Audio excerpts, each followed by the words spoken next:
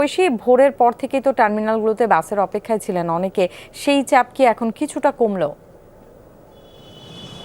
Ceylon family ব্লেন্ডের কড়ালিকার আর সতেজ স্বাদের perfect ব্লেন্ডে স্বপ্নেরা মেলুক টানা।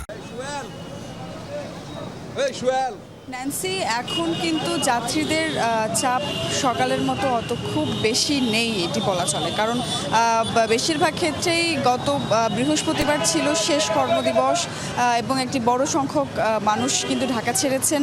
শুক্রবারেও অনেক বেশি মানুষ ঢাকা ছেড়েছেন এবং সকালেও আমরা দেখেছি মহাখালী বাস টার্মিনালে যে যাত্রীদের কিন্তু চাপ ছিল। তবে এখন যেটি দেখা যাচ্ছে যে খুব বেশি যাত্রীদের দীর্ঘ লাইন নেই এবং মহাখালী বাস টার্মিনালে যে যাত্রীদের সচরাচর যে দীর্ঘ লাইন দেখা যায়, যাত্রীদের হুড়োহুড়ি দেখা যায়, তেমনটি চিত্র কিন্তু এখন দেখতে পাচ্ছি না।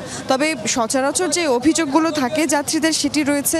তারা বলছেন যে যেহেতু বাসগুলো সমস্ত রাস্তা আসলে থেকে থেকে যাত্রী তুলতে তুলতে যায়, এজন্য ঠিক সময় গন্তব্যে পৌঁছায় না, ফলে আসছেও দেরি করে, ভোগান্তি বাড়ছে যাত্রীদের।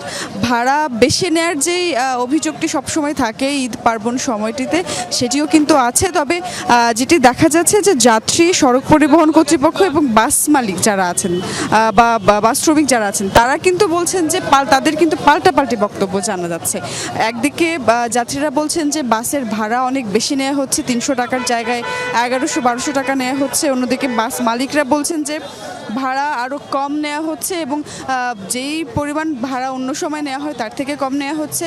আবার অন্যান্য ভোগান্তির কথা যেটা যাত্রীরা বলছেন, সেদিকে বাস মালিক কর্তৃপক্ষ কিন্তু বলছেন যে ভোগান্তির তেমন চিত্র নেই। তবে সন্ধ্যার পর থেকে আবারও বাসের ভিড় বাড়তে পারে বলে এমনটি ধারণা করছেন এখানকার বাস মালিক সমিতি। আপনাকে ধন্যবাদ।